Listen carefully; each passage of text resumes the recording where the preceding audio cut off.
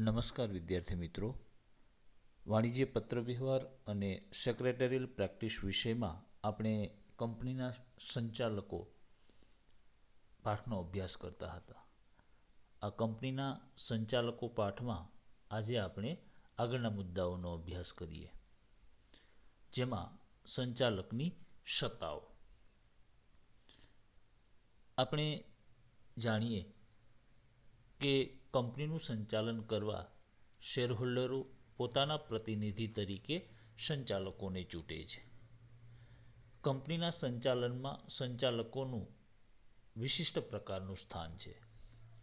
તેઓ શેરહોલ્ડરના પ્રતિનિધિ હોવાના કારણે તેમની વચ્ચે માલિક અને એજન્ટનો સંબંધ ઊભો થાય છે. કંપની ધારા અનુસાર સંચાલક મંડળ કેટલાક કાર્યો માટે શેરધારકોની સંમતિ મેળવવી આવશ્યક છે.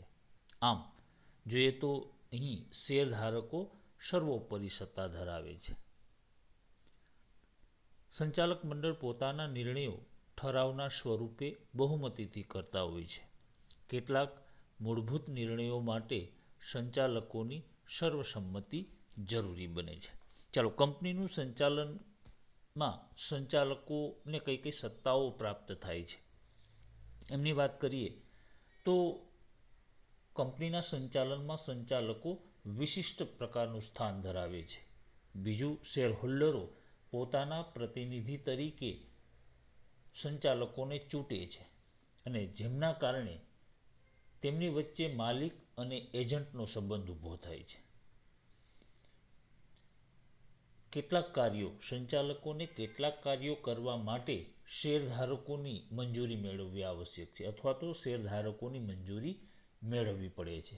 આમ જોઈએ અહીં તો શેરધારકો એ કંપનીમાં સર્વોપરી સત્તા ધરાવે છે.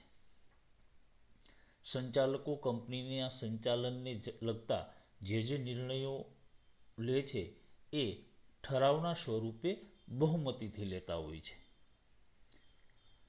કેટલાક મૂળભૂત મહત્વના નિર્ણયો માટે સંચાલકોની સર્વસંમતિ જરૂરી છે. બધા જ સંચાલકો સંમત હોવા જરૂરી છે. આગળ વાત કરીએ તો કંપની કૃત્રિમ વ્યક્તિત્વ ધરાવતી હોવાના કારણે તેને બધી જ સત્તાઓ પ્રાપ્ત થાય છે.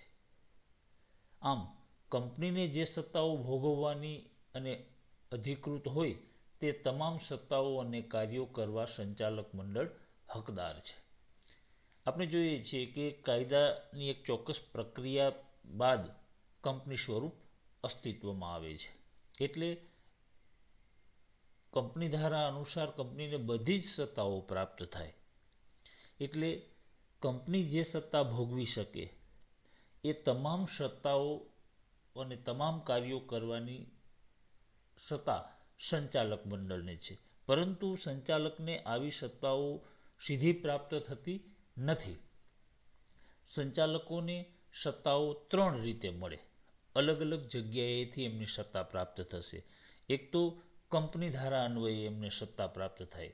કંપની એક્ટ 2013માં દર્શાવ્યા મુજબ સંચાલકોને કંપની ધારા મુજબ સત્તાઓ પ્રાપ્ત થશે. બીજું, કંપનીના આવેદનપત્ર દ્વારા સંચાલકોને સત્તાઓ પ્રાપ્ત થશે. અને ત્રીજું, કંપનીના નિયમન પત્ર દ્વારા. એટલે કંપનીના સંચાલકોને સત્તાઓ 3 જગ્યાએથી પ્રાપ્ત થશે.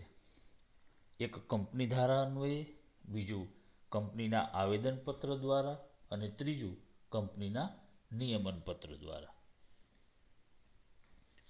એમાં આપણે સૌથી પહેલા મુદ્દાની વાત કરીએ. સંચાલકોને કંપની ધારા અન્વયે મળેલી સત્તાઓ. એટલે કે કંપની ધારા મુજબ સંચાલકોને કઈ કઈ સત્તાઓ પ્રાપ્ત થાય છે. તો એમાં પહેલું, સંચાલક મંડળની સભામાં ઠરાવ પસાર કરી પ્રાપ્ત થતી સત્તાઓ. એટલે કે સંચાલકો પોતાના સંચાલક મંડળની સભામાં ઠરાવ પસાર કરી અને સત્તાઓ પ્રાપ્ત કરી શકે. એ સત્તાઓ કઈ કઈ છે તો અહીં બરાબર ધ્યાન રાખશું. કંપનીના શેર બહાર પાડવા અને ફાળવણી કરવી. બીજું, શેરહોલ્ડરો પાસે બાકી રહેલા શેરના નાણાંની માંગણી કરવી. ત્રીજું, જામીનગીરીની પુનઃ ખરીદી અધિકૃત કરવી. ભારત કે ભારત બહાર ડિબેન્ચર સહિત જામીનગીરીઓ બહાર પાડવી. કંપની વતી નાણાં ઉછીના લેવા. કંપનીના નાણાંનું રોકાણ કરવું. વચગાળાનું ડિવિડન્ડ જાહેર કરવું. કંપનીએ કમાયેલ નફા ઉપર ડિવિડન્ડની ગણતરી કરવી. વૈકલ્પિક સંચાલક, વધારાના સંચાલકને હંગામી ધોરણે નિમણૂક આપવી. લોન મંજૂર કરવી અથવા ખાતરી આપવી અથવા લોન સંબંધમાં જામીનગીરી એટલે કે ગેરંટી પૂરી પાડવી. નાણાકીય નિવેદન આપવું અને સંચાલક મંડળ અહેવાલને મંજૂરી આપવી. કંપનીનો ધંધો વિસ્તારવો. એકત્રીકરણ, જોડાણ કે પુનઃરચનાને મંજૂરી આપવી. કોઈ કંપની લેવી અથવા બીજી કંપની ઉપર અંકુશ સ્થાપિત કરવો. કોઈ અન્ય વિષય જેનો ઉલ્લેખ કરવામાં આવ્યો ન હોય. આ તમામ સત્તાઓ સંચાલકને સંચાલક મંડળની સભામાં ઠરાવ પસાર કરીને પ્રાપ્ત થશે. આપણે પ્રમુખ સત્તાઓની વાત કરીએ તો શેર બહાર પાડવા, શેર પરની બાકી રકમ મંગાવવી, જામીનગીરીની પુનઃ ખરીદી કરવી, કંપની વતી નાણાં ઉછીના મેળવવા, કંપનીના નાણાંનું રોકાણ કરવું, ડિવિડન્ડ જાહેર કરવું, ડિવિડન્ડની ગણતરી કરવી, પછી વૈકલ્પિક સંચાલક કે વધારાના સંચાલકની નિમણૂક આપવી, નાણાકીય નિવેદન આપવું, કંપનીનો ધંધો વિસ્તારવો, કંપનીનું એકત્રીકરણ, જોડાણ કે પુનઃરચનાને મંજૂરી આપવી, કોઈ કંપનીની ખરીદી કરવી અથવા બીજી કંપની ઉપર અંકુશ સ્થાપિત કરવો. આ તમામ સત્તાઓ કંપની ધારા અન્વયે સંચાલક મંડળની સભામાં ઠરાવ પસાર કરીને પ્રાપ્ત થશે. ચાલો, સંચાલકોને કંપની ધારા અન્વયે જે સત્તાઓ પ્રાપ્ત થાય છે એમાં આપણે પહેલાં જોયું કે સંચાલક મંડળની સભામાં ઠરાવ પસાર કરીને. હવે બીજું, શેરહોલ્ડરોની સામાન્ય સભામાં ઠરાવ પસાર કરીને પ્રાપ્ત થતી સત્તાઓ. એટલે કે આ સત્તાઓ મેળવવા માટે શેરહોલ્ડરોની સામાન્ય સભામાં ઠરાવ પસાર કરવો પડે. આ સત્તાઓ કઈ કઈ છે એમની વાત કરીએ તો કંપનીના સમગ્ર એકમનું વેચાણ કરવું, વધારાના અન્ય કોઈ એકમનું વેચાણ કરવું. એટલે કે કંપનીના સમગ્ર કંપનીનું વેચાણ કરવું હોય અથવા તો કંપનીના કોઈ એકમનું વેચાણ કરવું હોય તો એમને આ સત્તાઓ મેળવવા શેરહોલ્ડરોની સામાન્ય સભામાં ઠરાવ પસાર કરીને પ્રાપ્ત કરી શકશે. ત્યાર પછી કંપનીને ભાડા પટ્ટે આપવી. એટલે કે કંપનીને ભાડા પેટે અન્યને આપવી હોય એવી સત્તાઓ એમને શેરહોલ્ડરની સામાન્ય સભામાં ઠરાવ પસાર કરીને પ્રાપ્ત થશે. કંપનીએ અન્ય કંપની સાથે જોડાણ કર્યું હોય અથવા એકત્રીકરણ કરવાથી મળેલ વળતરની રકમનું ટ્રસ્ટની જામીનગીરીમાં રોકાણ કરવું. ચાલો, કંપની અન્ય કંપની સાથે જોડાણ કરે અથવા તો કંપનીને મર્જ કરવામાં આવે અને તે સમયે જે વળતર પ્રાપ્ત થાય છે એ વળતર ટ્રસ્ટની જામીનગીરીમાં રોકાણ કરવાની સત્તા એમણે શેરહોલ્ડરોની સામાન્ય સભામાં ઠરાવ પસાર કરીને પ્રાપ્ત થતી સત્તાઓ અંતર્ગત આવશે. કંપનીને ધંધાના સંદર્ભમાં પોતાની ભરપાઈ થયેલી શેરમૂડી અને મુક્ત અનામતોના કુલ સરવાળાથી વધારે રકમ ઉછીની લેવાની થતી હોય. ચાલો, હવે અન્ય સત્તાઓની વાત કરીએ તો કંપનીને ઉછીની મૂડી લેવાની હોય તો ત્યારે જો ઉછીની મૂડીનું પ્રમાણ ભરપાઈ થયેલી શેરમૂડી અને મુક્ત અનામત ભંડોળ કરતાં વધી જતું હોય એવા સમયે એમણે શેરહોલ્ડરોની સામાન્ય સભામાં ઠરાવ પસાર કરીને સત્તાઓ મેળવવી પડશે અથવા તો ત્યાંથી એમને સત્તાઓ પ્રાપ્ત થશે. અહીં બરાબર ધ્યાનમાં રાખવાનું છે કે ભરપાઈ થયેલી મૂડી અને મુક્ત અનામતના સરવાળાથી વધારે ઉછીની રકમ લેવાની હોય ત્યારે કોઈ સંચાલક પાસે બાકી લેણી રકમની વસૂલાત માફ કરવાની હોય કે તેની ચૂકવણી માટે વધુ સમય આપવાનો હોય.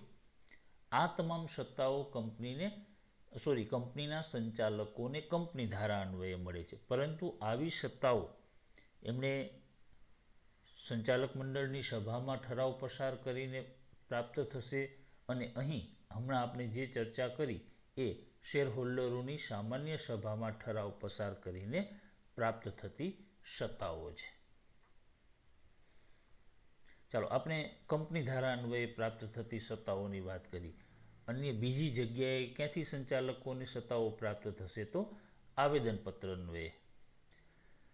સંચાલકોને કેટલીક સત્તાઓ અને માર્ગદર્શન આવેદનપત્ર દ્વારા પ્રાપ્ત થતું હોય છે. આપણે જાણીએ છીએ કે કંપનીનું બંધારણીય દસ્તાવેજ, મૂળભૂત દસ્તાવેજ એ કંપનીનું આવેદનપત્ર છે. એટલે કંપનીની સંચાલકોને સત્તા અને માર્ગદર્શન એ આવેદનપત્ર દ્વારા પ્રાપ્ત થશે. હવે આવેદનપત્ર દ્વારા જે સત્તાઓ પ્રાપ્ત થઈ છે એ સત્તાની ઉપરવટ જઈને કોઈ કાર્ય કરી શકાશે નહીં અથવા તો કરી શકે નહીં. આવેદનપત્રમાં જણાવેલ કાર્યોની ઉપરવટ જઈને સંચાલક કોઈ કાર્ય કરે તો તેવા કાર્યને સત્તા બહારના કાર્ય અલ્ટ્રાવાયર તરીકે ઓળખવામાં આવે છે. ચાલો, કંપનીના સંચાલકોને આવેદનપત્ર અન્વયે મળેલી સત્તાઓની ઉપરવટ જઈને કોઈ કાર્ય કરે તો તેવા કાર્યને સત્તા બહારના કાર્યો અલ્ટ્રાવાયર્સ કહેવામાં આવશે. આવા કાર્યને કોઈ પણ રીતે સ્વીકારવામાં આવતા નથી, એટલે કે આવા કાર્યો કોઈ પણ સ્વરૂપે મંજૂર થતા નથી.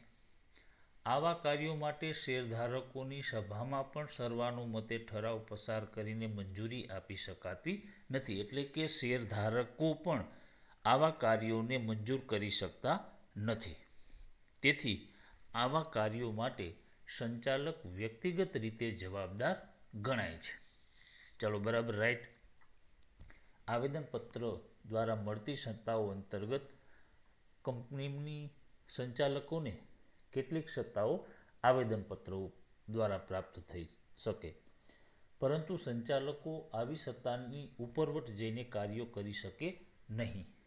જો કંપનીના સંચાલકો આવેદનપત્રમાં દર્શાવેલ કાર્યોની ઉપરવટ જઈને કોઈ કાર્ય કરે તો આવા કાર્યને સત્તા બહારના કાર્યો કહેવામાં આવશે, અને આવા સત્તા બહારના કાર્યો ક્યારેય સ્વીકારવામાં આવતા નથી. શેરધારકો પણ એમને મંજૂર કરી શકતા નથી, અને આવા કાર્ય માટે સંચાલક વ્યક્તિગત રીતે જવાબદાર ગણાય છે. નેક્સ્ટ.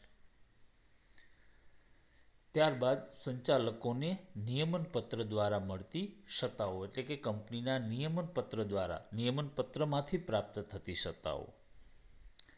કંપનીનું સંચાલન કરવા કંપની ધારામાં નિયમનપત્રની જોગવાઈ છે. આપણે જાણીએ છીએ કે કંપનીની નોંધણી વખતે તૈયાર કરવાના દસ્તાવેજોમાં નિયમનપત્ર અગત્યનો દસ્તાવેજ છે.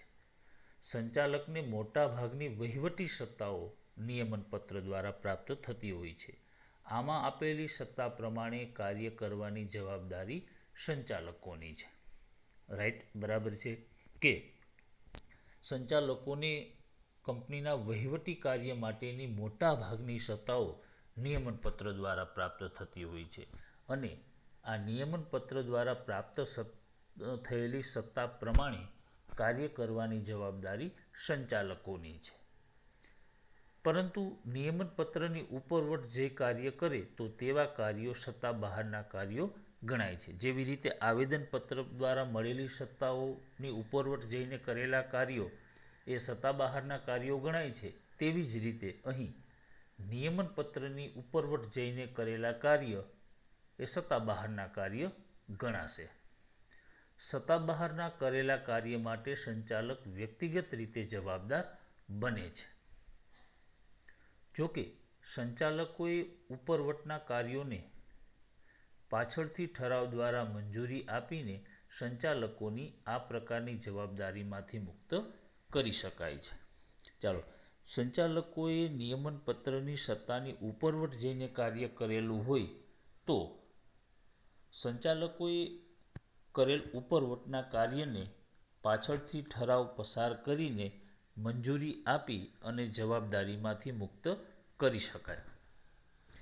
જ્યારે આવેદનપત્રની ઉપરવટ જઈને કરેલા કાર્યોને ક્યારેય મંજૂર કરી શકાતા નથી, પરંતુ નિયમનપત્ર દ્વારા મળેલી સત્તાની ઉપરવટ જઈને કરેલા કાર્યો એ પાછળથી ઠરાવ પસાર કરી અને મંજૂર કરી શકાય છે. અને આ રીતે સંચાલકો આ પ્રકારની જવાબદારીમાંથી મુક્ત કરી શકાય છે. રાઈટ. તો અહીંયા આપણે સંચાલકોની સત્તાઓની વાત કરી.